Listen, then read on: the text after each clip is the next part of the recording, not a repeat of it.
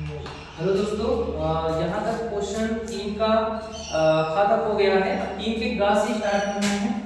3 के गा नंबर में लिखा है अवकल समीकरण। अवकल समीकरण जो हमारे पास है वो है dy अपॉन dx, ठीक है, इक्वल टू e की पावर x sin x। ठीक, तो अब क्या करना है, इसका इधर मल्टीप्लाई करो तो क्या हो जाएगा, dy इक्वल टू e की पावर x sin x और यहाँ पे क्या है dx। अब दोनों तरफ इंटीग्रेशन समाकलन, तो यहाँ पे dy का क्या हो जाएगा, ये इक्वेशन फर्स्ट मान लीजिए, ठीक है। यहाँ पे आप लोग रिलेट करके लिखिएगा, माना I इज इक्वल टू, इसको मान लीजिए इंटीग्रेशन e की power x sin x dx, ठीक है। ये पूरा फंक्शन आप क्या मानेंगे, I। अब ये बताइए दो फंक्शन हो गए, पहला फंक्शन ये दूसरा फंक्शन, तो इसका करेंगे क्या आएगा, I इज इक्वल टू, दो फंक्शन का इंटीग्रेशन कैसे करेंगे, इन दोनों में हमें पहला फंक्शन वैसे ही लिखना है, दूसरे का समाकलन इनटू e की पावर x माइनस बड़ा सा समाकलन, पहले फंक्शन का अवकलन तो sin x क्या होता है, cos x होता है, ठीक है।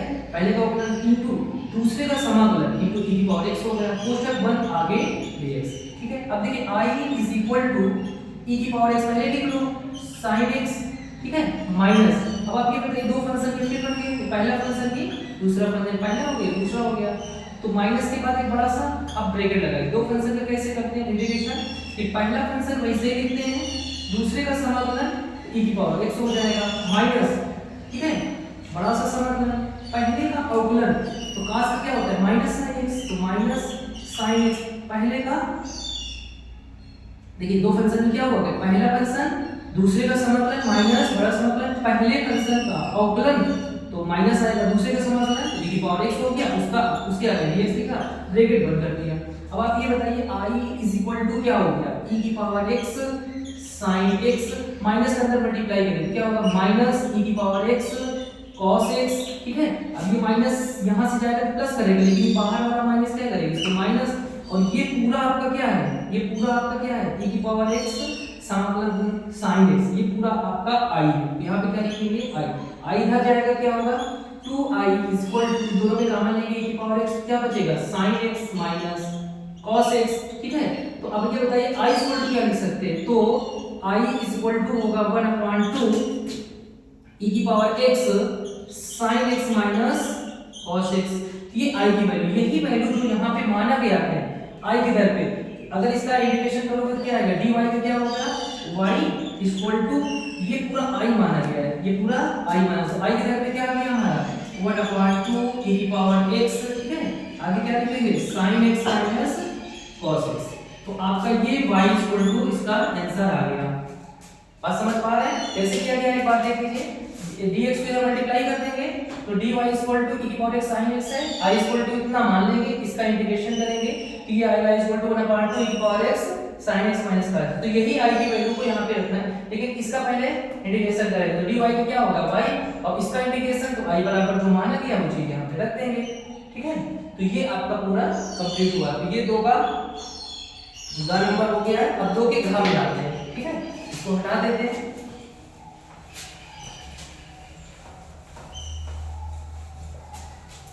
देखिए दो के घा नंबर में क्या लिखा है, दो के घा में कह रहा है एक पासे को एक बार उछाला जाता है, तो जो समष्टि दर है वो s इक्वल टू कितना है 1 2 3 4 5 6, ये किसकी वैल्यू है s। अब ये बताइए कि पासे पर प्राप्त संख्या जो 3 के अपवर्तक e से प्रदर्शित करते हैं, यानी e इक्वल टू हमें कैसे करते हैं, जो कि 3 का गुणज, 3 का गुणज क्या है 3 3 6 2 हो गए। अच्छा f कैसे निकालेंगे, f इक्वल टू यहाँ क्या दिया है, क्या कह रहा है कि पासे प्राप्त संख्या सम है, इसमें सम संख्या क्या है 2 और 6, मतलब 2 4 6 2 4 6 f हो जाएगा, जिसको f से डिनोट करते हैं सम संख्या के लिए, और 3 का अपवर्ड मतलब 3 का गुणज में 3 और 6, तो ये हो गया। अच्छा इन दोनों का इंटरसेक्शन निकालना है, ये इंटरसेक्शन f तो कैसे आएगा, इन दोनों डिजिट में एक डिजिट मैच कर देंगे यानी 1 लिखेंगे, लेकिन अगर प्रोबेबिलिटी लगा दें कि क्या लिखा जाएगा 1/1 कैसे आया, इन दोनों में इंटरसेक्शन क्या है, दोनों में 6 मैच कर रहा है, तो 6 मतलब एक डिजिट और इसके टोटल पासिक संख्या 6 हो गई। अगर इसी तरीके से हम यहाँ पे टी बनाएं तो पीई में 2 डिजिट है और टोटल 6 होते हैं। पीएफ बना है तो पीएफ कैसे आएगा, टोटल 3 डिजिट है, 6 से डिवाइड 6 हो गया। अब इसमें ये कह रहा है कि स्वतंत्र घटना ई और एफ। अब स्वतंत्र घटना क्या होती है, यदि ई तथा एफ क्या है, ई तथा एफ स्वतंत्र घटनाएं हैं, स्वतंत्र घटनाएं हो तो अगर ई और एफ स्वतंत्र घटनाएं हो तो सूत्र क्या होता है, probability E intersection F equal to होता है पीई इनटू पीएफ, ये फार्मूला होता है। तो पी इंटरसेक्शन ई कितना आया है 1/6 बराबर पीई कितना आया है 2/6 इनटू पीएफ कितना आया 3/6। ठीक है, तो आप ये बताइएगा 1/6 इधर है और 3 2 6, ये 6 कैंसिल हो गए तो 1/6 इधर आएगा, दोनों इक्वल हो गया। इसका मतलब क्या है कि ये आपका स्वतंत्र घटना यानी ई और एफ स्वतंत्र घटनाएं कब होती है, जब पी इंटरसेक्शन एफ में पीई इनटू पीएफ का मान बराबर हो जाए तो स्वतंत्र घटना है। ठीक है, तो ये क्वेश्चन कंप्लीट हुआ। अब उसके बाद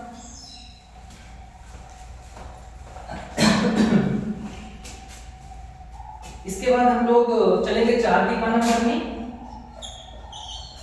देखिए 4 की खाने सबसे पहले ये कह रहा है कि अवकल समीकरण y इक्वल, अवकल समीकरण जो है अवकल समीकरण जो लिखा है वो y इक्वल टू, तो y इक्वल टू यहाँ पे लिखा है cos x की पावर कितना लिखा है sin x।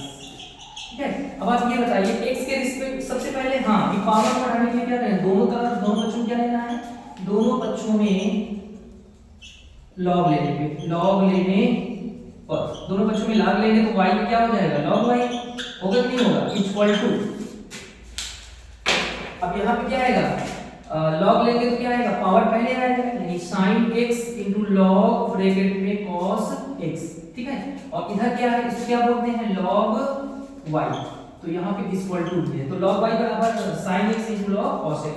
अब आप ये बताइए कि हमें x के सापेक्ष अवकलन करना है, x के सापेक्ष क्या करना है, अवकलन। तो अवकलन करोगे तो क्या करोगे 1/y dy by dx। ठीक है, क्योंकि x के रिस्पेक्ट है तो y है, log y के 1/y होता है और x के रिस्पेक्ट इस y का dy by dx equal to, ये एक फंक्शन है ये दूसरा है, ये मान लो कि पहला फंक्शन हो गया ये दूसरा फंक्शन। दो फंक्शन में क्या होता है, पहला फंक्शन जैसे का वैसे लिखो यानी sin x लिख देंगे इनटू दूसरे फंक्शन का समाकलन, दूसरे फंक्शन सॉरी दो फंक्शन का अवकलन है तो पहला फंक्शन से लेकर दूसरे का अवकलन क्या करेंगे, तो log लगा हुआ कोई चीज तो उसके अगली संख्या जो होती है बटे में आ जाती है cos x हो जाएगा। अब cos का अवकलन क्या आएगा, माइनस sin x इनटू लिखोगे माइनस sin। ठीक है, पहला फंक्शन जैसे लिखा दूसरे का क्या करेंगे अवकलन, तो अवकलन करेंगे तो log के आगे जो भी संख्या होगी बटे में आएगा, फिर इसी का अवकलन करेंगे यानी माइनस sin x हो गया क्योंकि। ठीक है, अब बीच में प्लस, फिर दूसरा फंक्शन क्या है ये यानी log कोष्ठक में log x हो गया, दूसरा फंक्शन पहले का अगर sin x का क्या करेंगे अवकलन तो क्या आएगा cos x, तो आगे क्या लिख देंगे cos x। ठीक है, अब आप ये बताइए कि y इधर में से क्या आएगा dy upon dx equal to y जब इधर आएगा तो y कोष्ठक में क्या लिख सकते हैं, तो इसको क्या लिख सकते हैं sin बटे cos को हम बना सकते हैं tan x। आप ऐसा करिएगा कि sin को sin से मल्टीप्लाई करेंगे या tan बना लीजिए चाहे जो भी करिएगा, sin बटे cos का लिख देते tan x। ठीक है, और ये माइनस यहाँ लगा दो आगे sin x लिख दो, ये माइनस sin x ये है sin बटे cos tan हो गया, प्लस आगे क्या है log कोष्ठक में cos x into cos x। ठीक है, अब आप ये बताइए कि y की वैल्यू रख सकते हैं, y की जगह पे क्या माना गया cos x की पावर sin x और कोष्ठक के अंदर क्या है minus tan x sin x plus log कोष्ठक में cos x into cos x। ठीक, कोष्ठक में ये आपका ये आंसर है क्या आया dy by dx। ठीक है, यही चीज है आपके आंसर में दे रहा है, क्या दे रहा है dy by dx cos x की पावर sin x ब्रैकेट में है माइनस sin स्क्वायर बटे cos है, मतलब कि ये sin sin को मल्टीप्लाई करके cos को कोई दिक्कत नहीं है चाहे tan बना लो तो, और उसके आगे क्या है cos x इनटू ये cos x और log cos x। ठीक है, क्लियर आंसर है। ठीक, तो ये आपका आंसर आ जाएगा 4 का कंप्लीट है, आप देख लीजिएगा। इसके बाद 4 के खा नंबर में